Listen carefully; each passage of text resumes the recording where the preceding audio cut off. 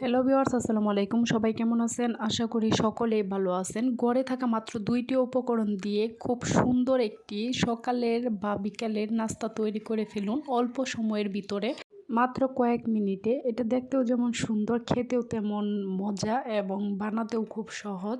আজকে এটা আমি বানালাম খুব সহজে, আপনারাও বানিয়ে খেয়ে দেখবেন, খুব মজা। এটা আমি বানিয়ে নিয়েছি আলু এবং মাত্র কয়েকটি পাউরুটি দিয়ে। তো এখানে আমি প্রথমে নিয়ে নিয়েছি পেঁয়াজ কুচি, তারপর দিয়ে দিলাম মরিচ কুচি, তারপর দিয়ে দিচ্ছি ধনে কুচি, তারপর দিয়ে দিলাম শুকনো মরিচের গুঁড়ো, জিরে গুঁড়ো আর লবণ। সব কিছু একসাথে আমি ভালোভাবে মেখে নেব। তারপর দিয়ে দিব এখানে আমি আলু সিদ্ধ করে মেখে রেখেছিলাম, সেটা দিয়ে আবারও ভালোভাবে মেখে নেব।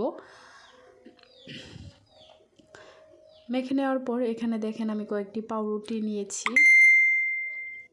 পাউরুটির ভেতরে এখন এই মেখে রাখা আলুটা আমি ভিতরে দিয়ে দেব।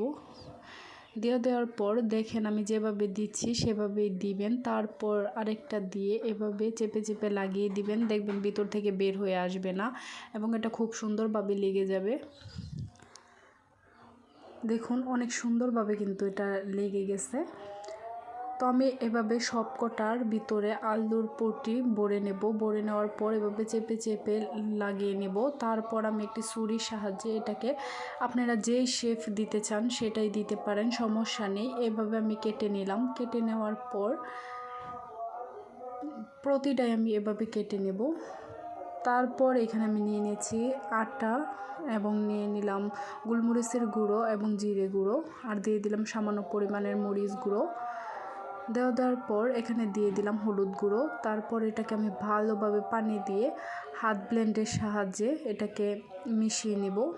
অল্প অল্প করে পানি দেব এবং মিশাতে থাকবো, যাতে করে ব্যাটারটা পাতলাও না হয় এবং ঘনও না হয়। দেখুন আমি ভালোভাবে এটাকে গুলিয়ে নিয়েছি। তার অন্য কড়াইয়ে আমি তেলটা গরম হতে দিয়ে দিয়েছিলাম, সেটা গরম হয়ে আসছে। এখন ব্যাটারের মধ্যে যে পুরটা ভরে আমি পাউরুটি রেখেছিলাম সেটা এক এক করে ভিজিয়ে তারপর গরম তেলে দিয়ে দিলাম। তো এটাকে আমি ভালোভাবে লো আঁচে ভেজে নেব, বারবার উল্টে পাল্টে নেব যাতে করে এটা পুড়ে না যায়। তো এটা ভালোভাবে একটু পর পর উল্টে পাল্টে ভালোভাবে ভেজে নিলে এটা কিন্তু খেতে মুচমুচে হয়। তো এটা কিন্তু আপনারা লো আঁচে ভাজার চেষ্টা করবেন। তো দেখুন আমার কিন্তু ভাজাটা হয়ে গেছে, অসম্ভব সুন্দর হয়েছে এবং মুচমুচে হয়েছে। অবশ্যই আপনারা বাড়িতে ট্রাই করবেন। তো কমেন্ট করে জানাবেন যে কেমন হলো। আর আপনাদের কাছে আমার একটাই অনুরোধ যে প্লিজ আমার চ্যানেলটি সাবস্ক্রাইব করবেন এবং সবসময় আমার পাশে থাকবেন।